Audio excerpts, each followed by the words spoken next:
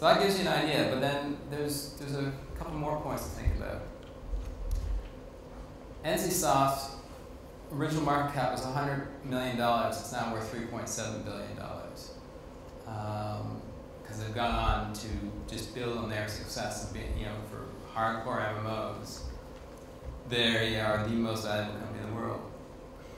So, that's where they just continue to grow. Dana is now worth $4 billion, and all they do is, predominantly is mobile social games in Japan, and starting to do it around the world. So you put all that together, at exit IPO it was $3.8 billion in total value created by these disruptive companies, but because of how NCSoft Dana performed, you're now looking at $11 billion in total value creation just by, two handfuls of companies. So it's interesting. But I think this just goes to show that disruption can, deliver serious value creation in the game sector. So this is just a little bit of detail. And by the way, these slides are already online on our website. I'll show you the link at the end if you want. This is just some of the detail that I talked about. I think the interesting point from this slide is the average years to exit was 4.3. And I think that's starting to get faster because of what's happened with these last two. And I think you'll see it. That, there's a lot of big companies that are now circling the whole social and online sector, looking to make acquisitions. And if the stock markets ever get better, then you'll see some go public. So this is a different slide, value destruction in the game sector. This is just basically what this chart is the past 3 years. I put 3 indexes together, and then the S&P 500 was just sort of like the FTSE for the US. And so what you've got is the S&P 500 is this blue line. It's the best performing one. A game distributor is just sort of a basket of game distributor accessory companies that are public. So that's the light blue one. The game retailer is this one, and the PC console one is the green one.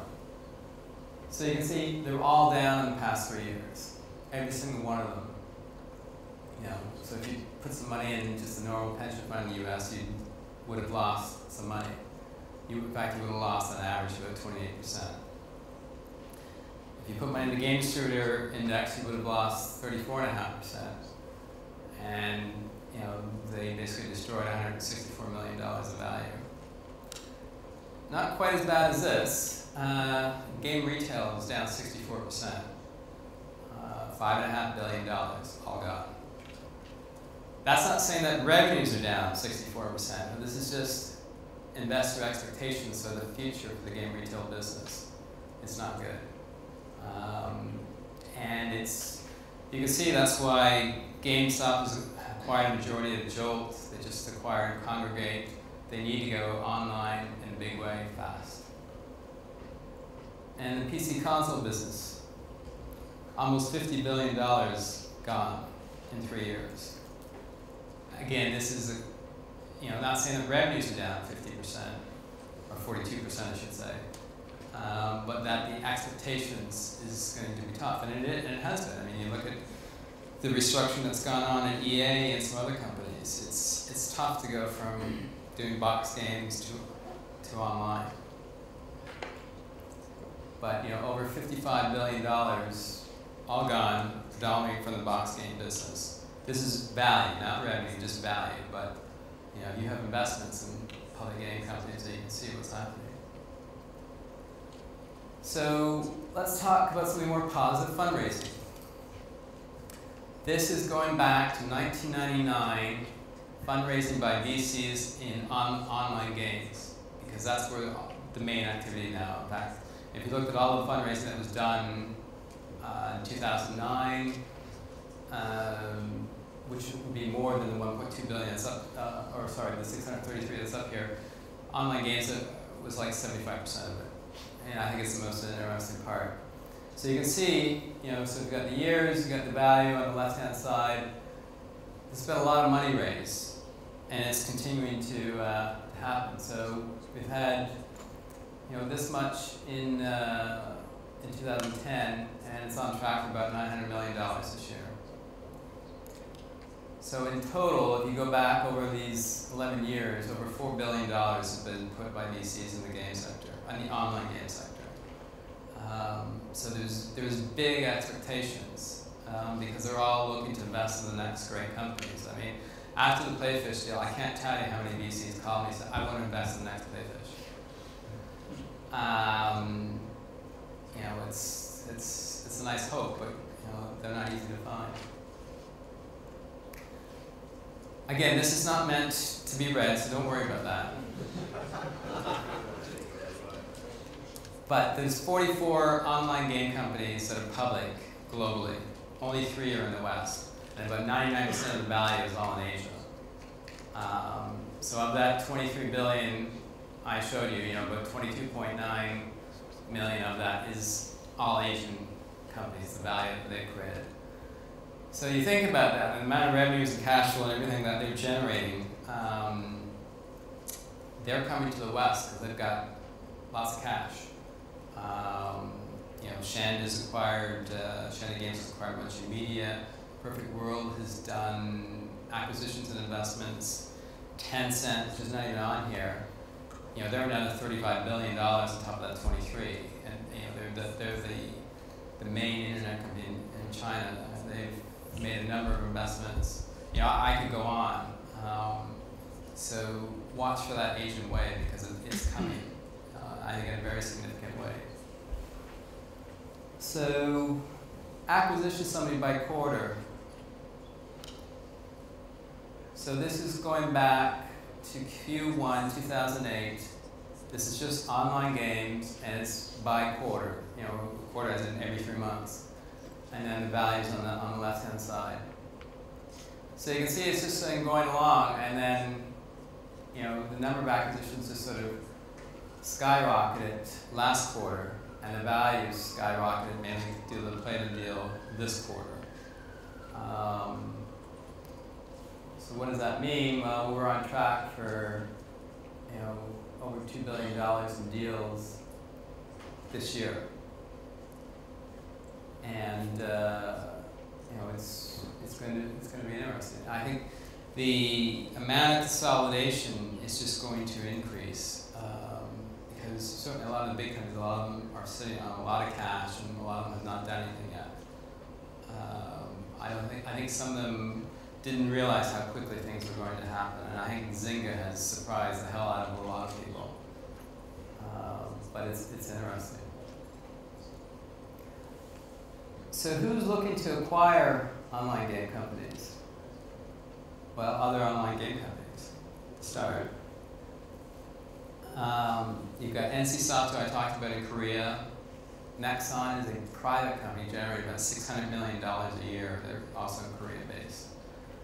They are already operating in Europe as well. Zynga's has been acquiring on average about 1 game company a month recently. They've raised quite a bit of money, and they're going to keep putting it to work. Interesting though is that they haven't acquired anybody in Europe yet. Gameforge, large German company, probably the single largest online game company in the West. They have just acquired 60% of Frogster in Germany, and are looking to acquire the rest of it because Frogster's a public company, so it's a bit complicated. Generating a lot of cash. Big Point is probably the second largest online game company in the West now, and they're growing. I think they are getting 250,000 new registered users every single day. Just to give you an idea, I mean that's a lot of people.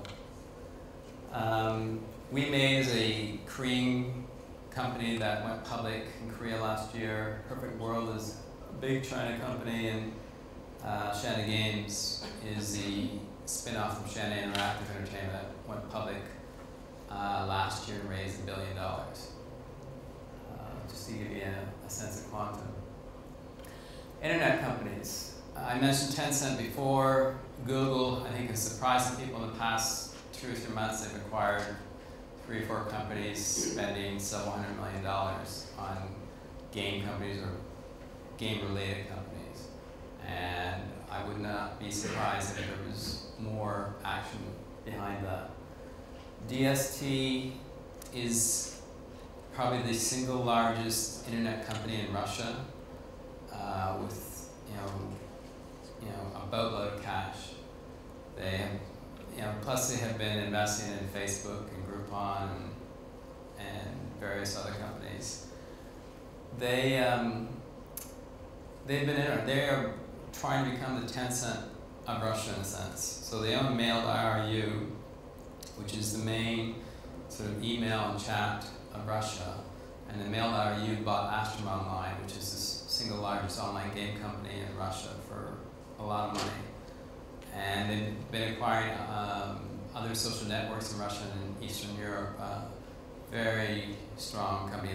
They'll be doing their IPO soon, apparently. NHN is the Google of Korea that also happens to have a big online game business in Korea, in Japan, and the US, and I think they're coming to Europe very soon. They did 1.2 billion in revenue last year at a 10 billion market cap, and they're very aggressive. Then you got the console game companies. There's been a lot of rumors about Microsoft, acquiring stuff in the social game sector. Nothing's happened yet. Sony, they've got Sony Online business. They've also got the Sony console business. They did a small, Sony Online did a small acquisition last year, and I'm sure they're definitely a port of call for different people. EA, we've seen Playfish, and they continue to be very active. Square Enix, large Japanese company that acquired Eidos, I would watch that space.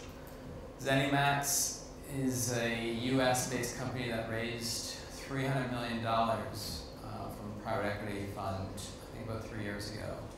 So they acquired id Software in the US. They just acquired Arcane.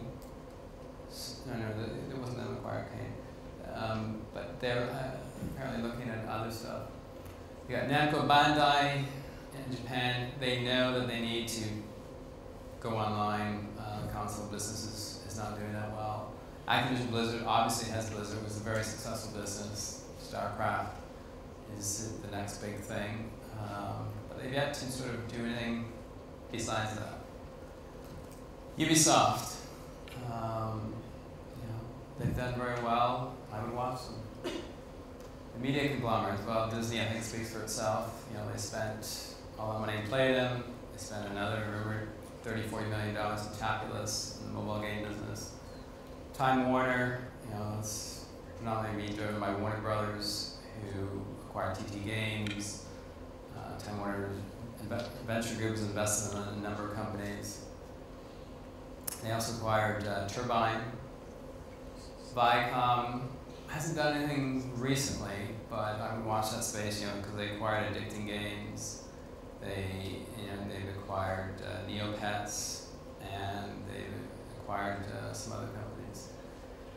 News Corp is actually the only media conglomerate that has not done anything significant in sort of online game content companies. Yeah, they've got IGN and all the IGN group, but they haven't done anything in game content.